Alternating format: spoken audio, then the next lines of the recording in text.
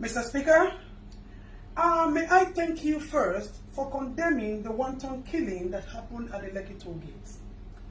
I am also an honorable member of the Federal Republic of Nigeria, and I stand to speak against what my colleague, Mr. Desmond Elliot, has spoken about.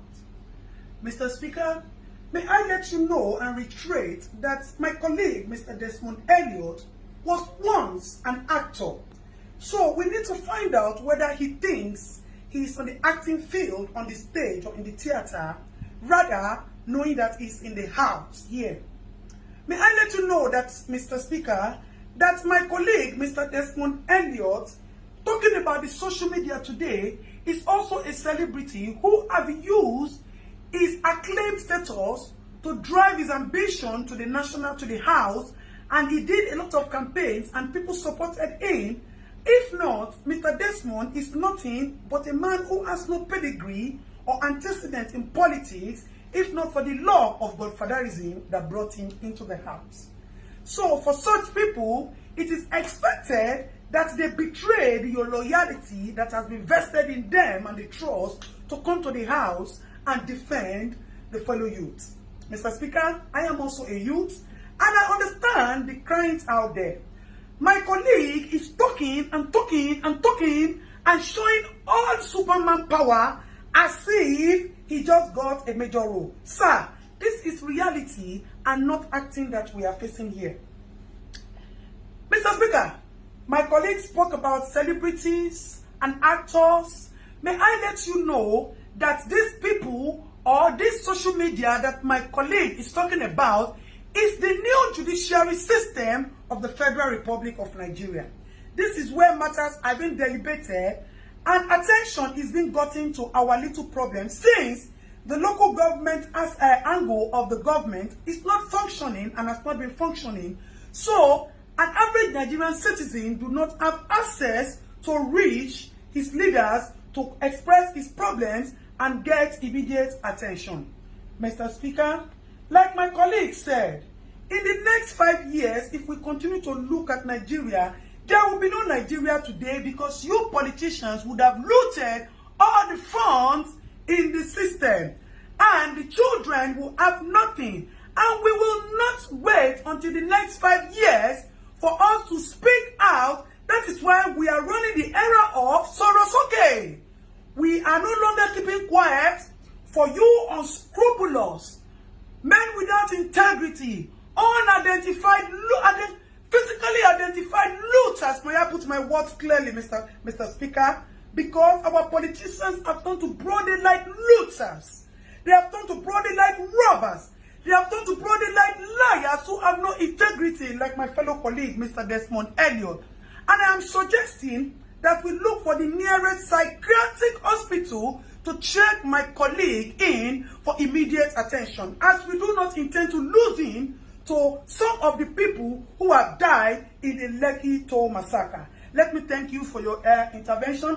Mr. Speaker, may I also plead with you that the issue of the Oba of Lagos is so alarming and shameful to us as youth.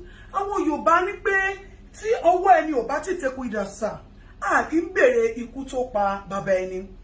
The act of Oba of Lagos has shown that there needs to be proper investigation to his character and person and how he relates with people in his area.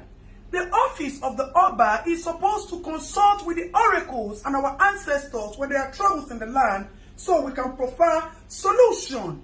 Rather, the office of the Oba has turned into a storage of dollars and palliatives, and that needs to be questioned and properly investigated, sir. May I also plead with you, Mr. Speaker, that you should look into the bills that are being presented to you and be sure that you are defending and supporting the interests of the youth.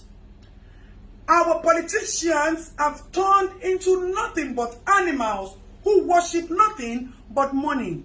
May I also bring to your notice, Mr. Speaker, that there is a fellow member of the government as well who kept some palliatives in his house and decided to share it on his birthday. My people will say, Olori Buruku Nyewasa, with all due permission and respect, Ashiere Ole, it is nothing but an action of greed. Mr. Speaker, my fellow colleague is addressing we youths as common children. That's not then we're bad, then we're wrong.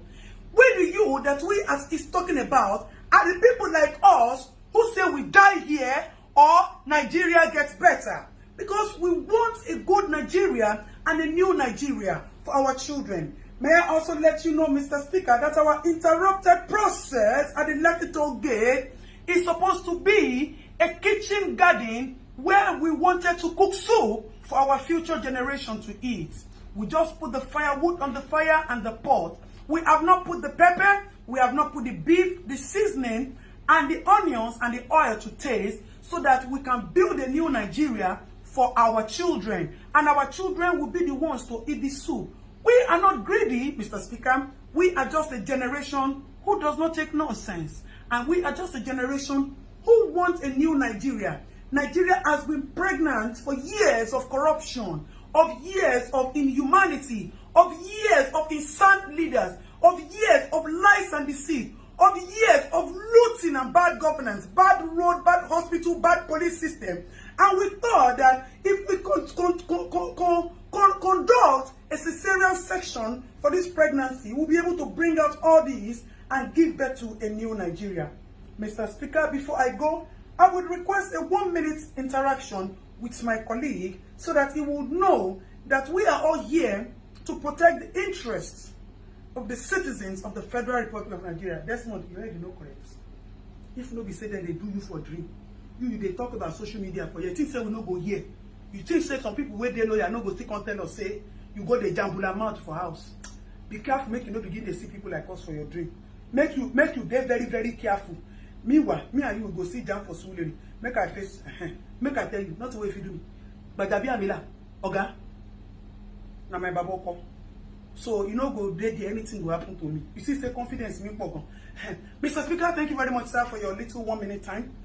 Mr. Speaker, before I go, I would want to plead with you not to sign, to use your good office, not to sign any bill that is against the interest and the benefit of the public.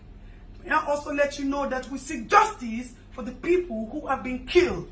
Mr. Speaker, I know that your office still has some powers to do some things because as it is, our governor too looks like he's not okay. He is mentally disabled because today he will say A, tomorrow he will say B. And as my fellow colleague who is not here today said, Papa, he said they have removed the engine, they put B2 tomorrow, and they put DAF next tomorrow. So the engine of our federal governor is not properly okay and also needs to be checked so that we can know the truth of who ordered the massacre killing, why he ordered the massacre killing in Lekki, as there was no iota of crime recorded in the case of Lekki. Mr. Speaker, with all due loyalty and respect, I would appreciate if quick intervention is quickly given to our governor, Governor Sanwo-Olu, as that man is not okay. And we can advise him that he should step down since he has admitted that he committed the mistake and the blunder.